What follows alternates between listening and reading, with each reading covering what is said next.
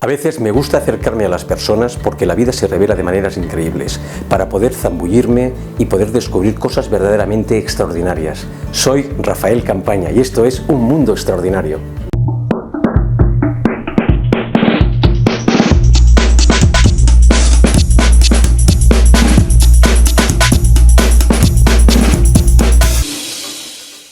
En Un Mundo Extraordinario hablamos de personas que realizan cosas fuera de lo ordinario y que iluminan nuestras vidas, y hay personas que no solo cuentan historias, transforman la mirada de un país entero. Personas capaces de detener el tiempo con una sola frase, capaces de convertir un paisaje que dábamos por perdido en un territorio lleno de vida. A lo largo de la historia de España, pocos nombres han despertado tanta admiración, tanta emoción y tanta vocación como el de Félix Rodríguez de la Fuente.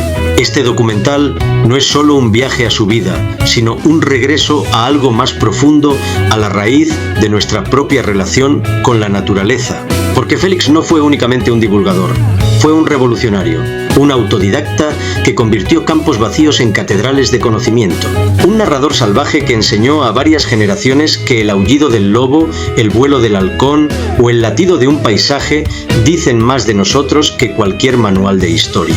Exploraremos su infancia en Poza de la Sal, su descubrimiento de la cetrería, sus contradicciones, su magnetismo, su forma única de comunicarse con los animales y con el público. Repasaremos el fenómeno audiovisual que cambió la manera en que España veía la vida salvaje, el hombre y la tierra. Descubriremos premios, anécdotas ocultas, facetas desconocidas y momentos que definieron una época. Y también miraremos de frente la tragedia que marcó su final y el legado que sigue respirando en cada documentalista, cada conservacionista y cada persona que ama la naturaleza gracias a él. Este no es un homenaje, es un recordatorio de que hubo un hombre que nos enseñó a mirar, un hombre que convirtió la naturaleza en una emoción compartida. Bienvenidos al viaje. Bienvenidos a la vida, obra y misterio de Félix Rodríguez de la Fuente. Bienvenidos a Un Mundo Extraordinario.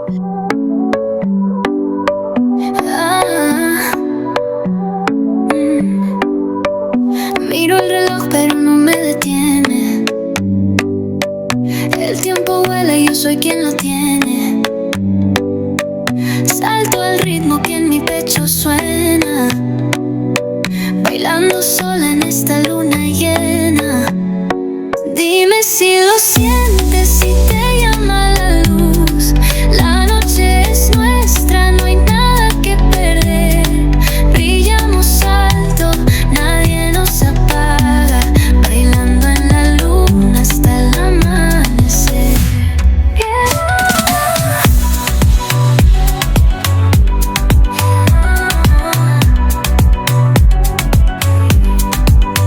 Mis pasos rompen la calma del suelo, dejo mi huella como un caramelo. Las estrellas cantan, el cielo me guía. Infancia y origen del mito. Félix Rodríguez de la Fuente nació el 14 de marzo de 1928 en Poza de la Sal, un pueblo burgalés encaramado a un territorio áspero, seco y aparentemente inhóspito. A muchos niños de la época, aquel paisaje de páramos interminables les habría parecido aburrido o incluso intimidante, pero para Félix, Poza era un universo lleno de misterios. Desde muy pequeño desarrolló una sensibilidad inusual hacia la vida salvaje. Mientras otros niños corrían por las calles empedradas, él se perdía en los caminos polvorientos que rodeaban el pueblo, fascinado por el olor de la tierra, el vuelo de los buitres y los sonidos que surgían de los barrancos. Ese era su verdadero hogar, Su infancia estuvo profundamente marcada por la figura de su padre, Isaac Rodríguez, notario del pueblo y hombre de gran cultura, pero con una visión tradicional de la educación. Isaac deseaba para su hijo un futuro estable y prestigioso, y pensaba que ese futuro pasaba por los libros, los estudios y una vida ordenada. Pero Félix, desde los primeros años, no encajaba en ese molde. Era un niño inquieto, observador, reflexivo y, sobre todo, poseía un impulso salvaje por conocer el mundo de primera mano, no a través de las páginas de un manual. Su formación real no se dio en las aulas, sino en los campos de Poza de la Sal, donde aprendió a leer rastros, interpretar el viento y descifrar los comportamientos de los animales. Una de las anécdotas más significativas de esta etapa, aunque poco conocida, es la historia del cernícalo Sancho. Con solo 9 años, Félix encontró un polluelo de cernícalo común caído del nido. Podría haberlo ignorado, como habría hecho cualquier niño, pero decidió cuidarlo. Lo alimentó con paciencia, lo observó durante horas y, sin saberlo, inició con él una relación que marcaría para siempre su vida. Sancho no era solo un pájaro, era un símbolo. Con él, Félix descubrió la cetrería, comprendió la comunicación no verbal entre animal y humano. Muy pronto destacó por su capacidad de observación. Los pastores de la zona contaban que el pequeño Félix era capaz de anticipar tormentas o cambios de viento simplemente mirando el comportamiento de las aves. También decían que tenía una habilidad especial para calmar animales heridos y que cuando él estaba presente, incluso los perros más nerviosos parecían aquietarse. No se trataba de magia, era una sensibilidad profunda, casi biológica, hacia el comportamiento animal. Una intuición innata que incluso de adulto reconocería que jamás pudo explicarse del todo. La infancia de Félix estuvo también marcada por una fuerte dualidad. Por un lado, era un niño independiente, salvaje, casi nómada. Por otro, creció rodeado de libros en la casa del notario, donde tenía acceso a obras de historia natural, relatos de exploradores y tratados clásicos sobre fauna y flora. Esa combinación experiencia directa del campo y cultura literaria sólida lo convirtió en un caso único. No era un simple amante de la naturaleza, era un naturalista en formación desde la más temprana edad, aunque nadie lo viera así todavía. Pocos saben que durante su adolescencia, Félix desarrolló una profunda admiración por los aventureros y naturalistas del siglo XIX, especialmente por figuras como Buffon, Humboldt o Gerald Durrell. Leía sus obras con devoción, pero no imitaba su estilo, los reinterpretaba a su manera. Mientras otros jóvenes soñaban con viajes lejanos, Félix encontraba épica en su propio territorio las llanuras castellanas, los lobos que aún merodeaban por los montes, los halcones que surcaban el cielo. Y así, en ese cruce entre lo rural y lo intelectual, entre la obligación paterna y la llamada del campo, fue naciendo el mito. Poza de la Sal no solo fue su lugar de origen, fue su primera escuela, su laboratorio emocional y su templo. Allí desarrolló la sensibilidad que más tarde conmovería a millones de personas y allí se fabricó el hombre que iba a transformar la naturaleza. El autodidacta que desafió a la ciencia establecida, versión ampliada. La figura de Félix Rodríguez de la Fuente se suele asociar al divulgador mediático, al hombre que aparecía en televisión hablando con pasión de lobos, águilas y halcones. Pero antes de convertirse en icono, hubo un Félix silencioso, rebelde y profundamente autodidacta que desafió los modelos científicos de su época. Ese Félix es menos conocido, pero es fundamental para entender su legado. Tras una infancia marcada por el contacto directo con la naturaleza, Félix aceptó, más por presión familiar que por vocación, estudiar medicina en Valladolid. Era un estudiante brillante, pero inquieto. Aunque dominaba con facilidad las materias teóricas, lo académico le resultaba demasiado estrecho. La anatomía humana le interesaba, sí, pero lo que realmente le fascinaba era entender los mecanismos de la vida salvaje, cómo cazan los lobos, cómo vuelan los halcones en mitad de una tormenta, cómo se comunican las manadas. Su mente estaba más en los montes de Burgos que en las aulas de la facultad. Durante los años universitarios comenzó un proceso clave en su formación, visitaba frecuentemente bibliotecas para estudiar por su cuenta manuales de zoología, etología y biología que no formaban parte de su currículo. Aprendía sobre comportamiento animal leyendo a pioneros como Konrad Lorenz, pero siempre filtraba ese conocimiento a través de la experiencia vivida. Cuando leía sobre jerarquías sociales en lobos, recordaba las jaurías que había observado de niño. Cuando estudiaba estructuras óseas, las conectaba con los restos animales encontrados en el campo. Ese método mixto, ciencia formal y sabiduría popular, fue la base de su pensamiento. Lo que lo hacía único no era solo lo que sabía, sino cómo adquiría el conocimiento. Observando, escuchando, comparando, intuyendo, su manera de aprender desafiaba la lógica académica, no partía de teorías abstractas, sino de la realidad palpable del mundo natural. Para Félix, un rastreo en la nieve o una noche entera escuchando a los lobos equivalía a leer varios capítulos de un tratado científico. Y en cierto modo, tenía razón, su comprensión de la fauna ibérica era tan profunda que incluso muchos zoólogos de la época reconocían con cierta sorpresa que ese joven autodidacta sabía más que ellos sobre comportamiento animal en libertad. Pero si hubo un elemento que lo transformó definitivamente fue su reencuentro con la cetrería. Tras leer antiguos tratados medievales, recuperó este arte prácticamente extinto en España, comenzó adiestrando halcones como había hecho de niño, pero esta vez con una visión más estructurada. Estudiaba cada postura, cada movimiento del ave, cada variación en el batir de sus alas. Comprendió que la cetrería era una ventana privilegiada al comportamiento depredador natural. Los halcones le enseñaron aerodinámica, estrategia de caza, comunicación no verbal, sin necesidad de pasar por un laboratorio. Mientras avanzaba en este camino autodidacta, Félix empezó a conectar con personas clave. Viajó para convivir con falconeros árabes, herederos de una tradición milenaria. Se reunió con pastores españoles que conocían el comportamiento del lobo mejor que cualquier científico. Intercambió conocimientos con zoólogos soviéticos, con naturalistas franceses y con tribus norteamericanas que conservaban una relación espiritual con los depredadores. Esta mezcla de voces, culturas y prácticas convirtió su visión de la fauna en algo único, una zoología humanista, donde la ciencia, la intuición y la ética se entrelazaban. Su actitud hacia la ciencia establecida fue siempre respetuosa pero crítica. Félix entendía que muchos investigadores trabajaban en condiciones difíciles, con pocos recursos y desde laboratorios que rara vez les permitían ver un lobo o un águila en libertad. Él, en cambio, vivía literalmente en el campo. Esto generó tensiones. Algunos académicos desconfiaban de ese joven autodidacta, Félix Rodríguez de la Fuente, que afirmaba cosas que no estaban en los libros. Pero con el tiempo, muchos de esos mismos científicos terminaron concediéndole un respeto profundo. Aunque Félix no fuese un académico al uso, era un investigador de campo excepcional, riguroso, disciplinado y dotado de una capacidad de observación extraordinaria.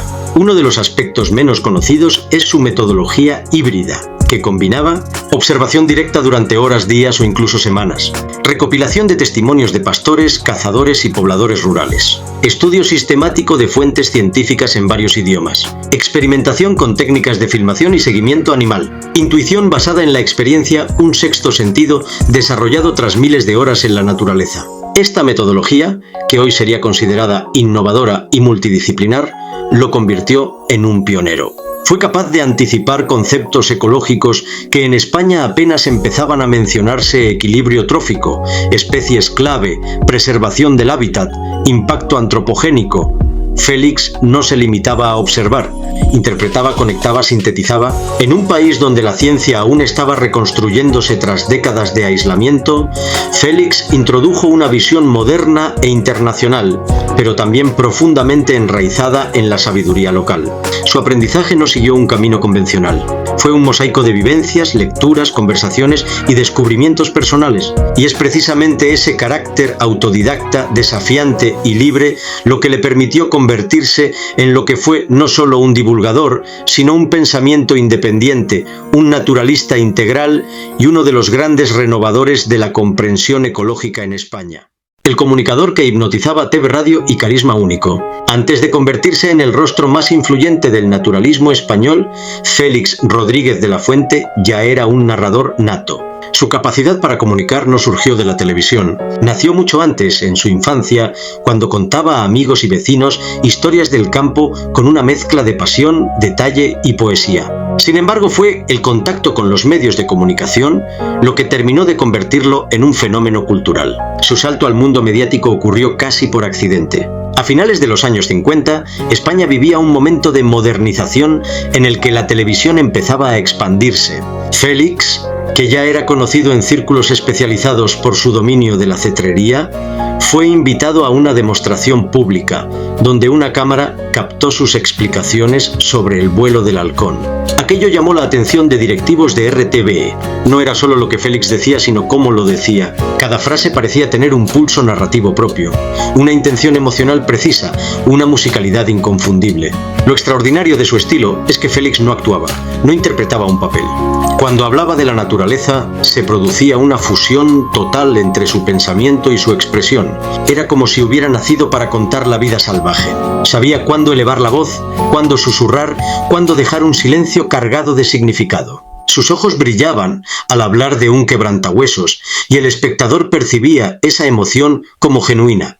Esa autenticidad fue su mayor arma. Sin embargo, detrás de ese magnetismo natural había un trabajo riguroso y casi obsesivo. Félix preparaba guiones detalladísimos, donde cada palabra estaba elegida con precisión quirúrgica. No quería simplemente informar, quería conmover, emocionar y transformar la conciencia del espectador. De hecho, varias personas de su equipo recordaban que podía pasar horas revisando una frase, buscando el adjetivo exacto que evocara lo que él había sentido en el campo. Sus guiones mezclaban ciencia, poesía, filosofía y una narrativa épica que convertía cada episodio en una pequeña obra literaria.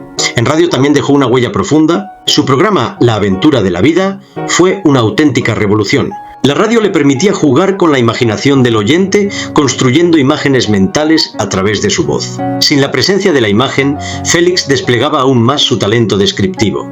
Era capaz de hacer que alguien, desde un piso en Madrid, sintiera que estaba escuchando el aullido de un lobo en un monte lejano. Esa capacidad de evocación le dio un prestigio enorme como comunicador. Pero uno de los aspectos más desconocidos de Félix es su capacidad para dirigir equipos. En El hombre y la tierra, su serie más emblemática, trabajaba con un equipo técnico que a menudo se enfrentaba a condiciones durísimas, temperaturas extremas, largas esperas, animales impredecibles. Félix no solo dirigía, contagiaba entusiasmo. Era capaz de mantener la moral del equipo incluso durante jornadas agotadoras, reforzando la idea de que estaban haciendo algo importante. Algo que iba más allá del entretenimiento, estaban documentando la vida en su estado más puro. Su presencia en pantalla era fruto de un equilibrio muy complejo. Por un lado, transmitía autoridad y conocimiento. Por otro, mostraba una cercanía emocional que hacía que millones de personas, incluso aquellas que jamás habían puesto un pie en un bosque, sintieran que entendían la vida salvaje. En España, donde el concepto de ecología aún era incipiente, Félix actuó como un puente entre la ciencia y el pueblo. Fue un divulgador en el sentido más noble del término, alguien capaz de convertir ideas complejas en experiencias accesibles sin simplificarlas en exceso. Lo que muchos desconocen es que Félix tenía una memoria prodigiosa. Podía recitar párrafos enteros de sus guiones sin consultar papeles, recordar detalles de expediciones realizadas años atrás y reproducir sonidos de animales. También poseía un sexto sentido para detectar cuándo una toma audiovisual era insuficiente.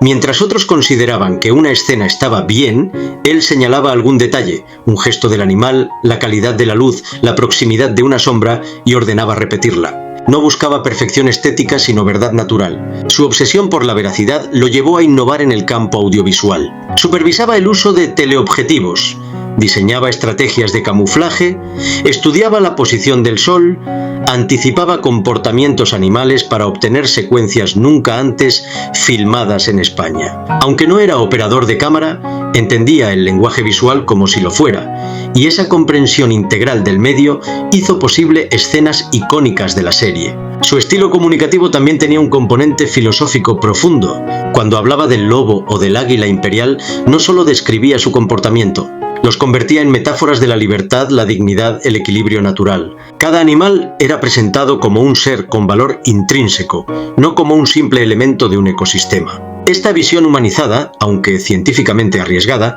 tuvo un efecto transformador en la percepción pública de la fauna ibérica. Finalmente, hay que destacar un aspecto crucial en entrevistas, conversaciones y tertulias: mostraba un respeto absoluto por los demás. Nunca imponía sus ideas, sino que guiaba a su interlocutor hacia una comprensión más amplia del mundo natural.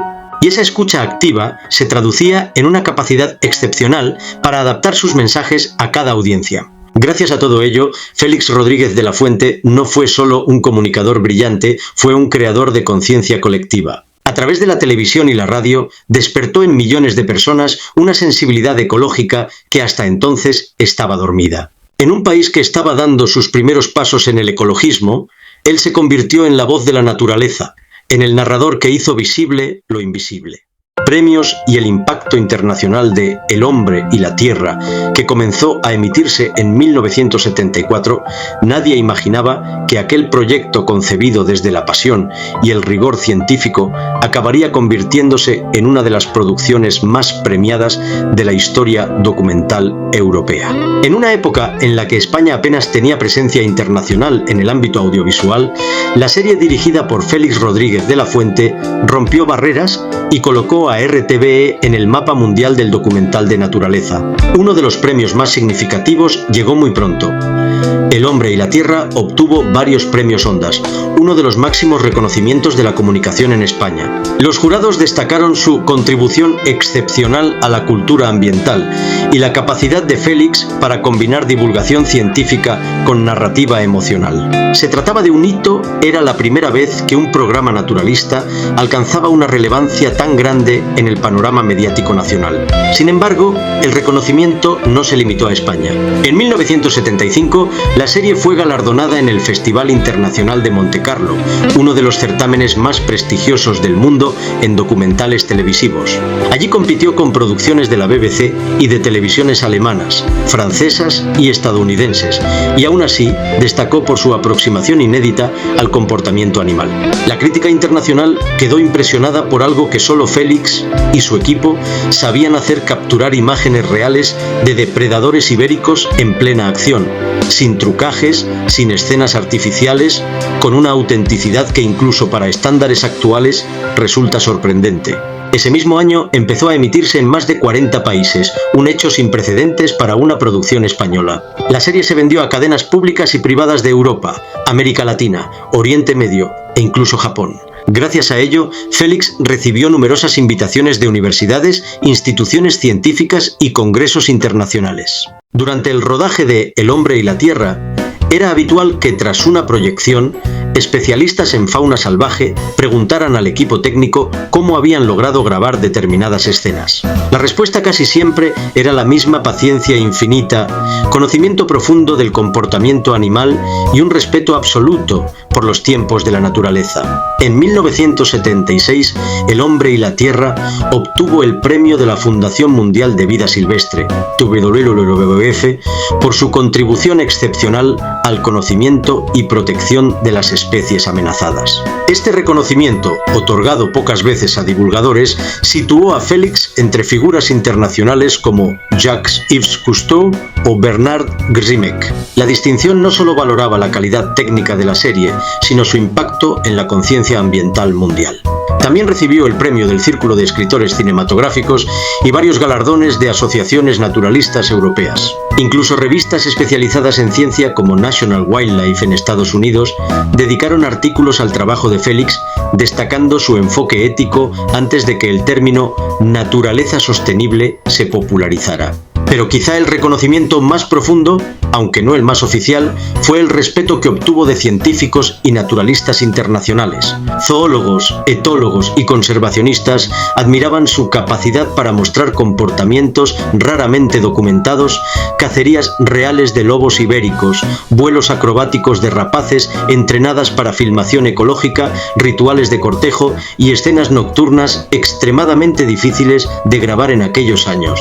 A día de hoy, El hombre y la tierra sigue apareciendo en listados internacionales como una de las mejores series de naturaleza de la historia. Sus premios no fueron solo reconocimientos puntuales, fueron la confirmación de que Félix Rodríguez de la Fuente había creado algo inmortal. El hombre y la tierra no fue un simple programa de televisión, fue un fenómeno cultural que transformó para siempre la relación de los españoles con su fauna, con su territorio y con la idea misma de naturaleza. Emitida entre 1974 y 1980, la serie marcó un antes y un después en la divulgación científica, combinando rigor, emoción y una narrativa casi épica. La estructura del programa estaba diseñada para generar inmersión total. Cada episodio comenzaba con la música de Antón García Abril, una melodía que aún hoy provoca un vuelco emocional en quienes la escuchan. Sobre esas notas surgía la voz de Félix, cálida y profunda, introduciendo al espectador en un mundo donde los animales no eran recursos ni plagas, sino protagonistas de historias llenas de sentido. Esa voz, acompañada de imágenes inéditas para la televisión española, logró algo extraordinario: dotar a los animales de dignidad narrativa. El programa se organizaba en diversas series: la ibérica, la venezolana y la norteamericana. La más icónica fue la serie ibérica, donde Félix documentó el comportamiento real de lobos, linces, osos, quebrantahuesos, ciervos, águilas imperiales y otras especies en su hábitat natural. Para lograrlo, él y su equipo vivieron en condiciones extremas semanas enteras, ocultos en jaides, jornadas nocturnas sin descanso, esperas interminables bajo temperaturas intensas. Esa dedicación se traducía en tomas únicas, muchas de las cuales no existían en ningún archivo audiovisual del mundo. Pero lo que realmente distinguía a la serie era su enfoque filosófico y emocional. Félix no se limitaba a mostrar animales, invitaba al espectador a entenderlos.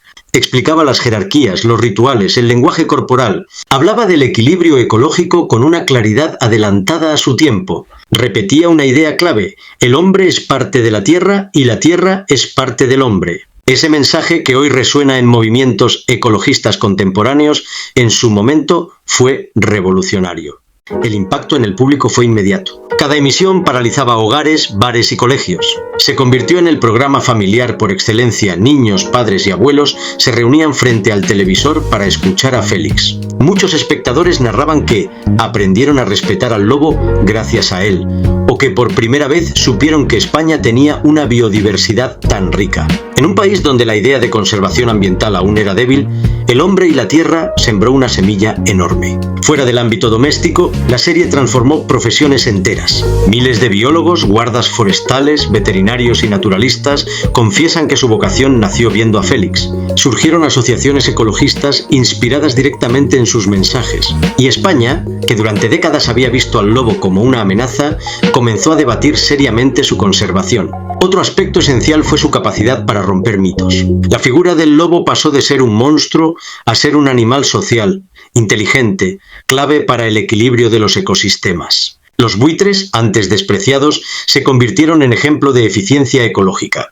Los halcones, símbolo de nobleza aérea, fascinaron a todo el país. Félix transformó la percepción cultural de los depredadores y lo hizo desde la emoción y la ciencia. La repercusión no terminó con su emisión. Décadas después, las reposiciones siguen emocionando a nuevas generaciones. La serie no envejece porque su mensaje es universal. La naturaleza no es un espectáculo, es un hogar compartido. Y ese mensaje, transmitido con la voz y la mirada de Félix, continúa siendo un faro para quienes buscan conectar con la vida salvaje. En definitiva, El hombre y la tierra no fue solo un programa, fue un cambio cultural profundo, un impulso al despertar ecológico de un país entero y la demostración de que la televisión puede ser una herramienta poderosa para transformar la conciencia colectiva. Muchísimas gracias por llegar hasta el final de este documental sobre Félix Rodríguez de la Fuente. Y así, entre aventuras, contradicciones, descubrimientos y una pasión que parecía inagotable, Félix Rodríguez de la Fuente se convirtió en algo más que un divulgador, se convirtió en un símbolo. Su vida terminó de forma abrupta, como terminan las historias de los héroes que viven demasiado intensamente. Pero su legado, ese no cayó nunca, porque Félix no pertenece al pasado, vive en cada ser humano que mira a un animal con respeto, en cada niño que sueña con ser biólogo, en cada docente que intenta despertar curiosidad, en cada amante de la montaña, del mar, del bosque, del vuelo de un halcón. Vive en la memoria colectiva de un país que aprendió a valorar lo salvaje gracias a su voz. Hoy, más que nunca, su mensaje resuena. La naturaleza no es un adorno, es nuestra casa. No es un recurso, es nuestra raíz. No es un espectáculo, es nuestra propia historia. Félix se fue, sí, pero dejó una huella tan profunda que ni el tiempo podrá borrarla. Y esa huella sigue creciendo mientras haya alguien dispuesto a escuchar al viento, al aullido del lobo, al murmullo del bosque o a su propia conciencia. Porque al final, como él decía, la aventura de la vida continúa y continúa en nosotros. Desde un mundo extraordinario, os invitamos a seguir viendo cada semana apasionantes historias y entrevistas con personajes que nos enseñan que la vida es un lienzo en blanco y que nosotros y nosotras somos los verdaderos artistas que lo dibujan. Mucha energía, mucha paz y mucho coraje. Hasta el próximo episodio.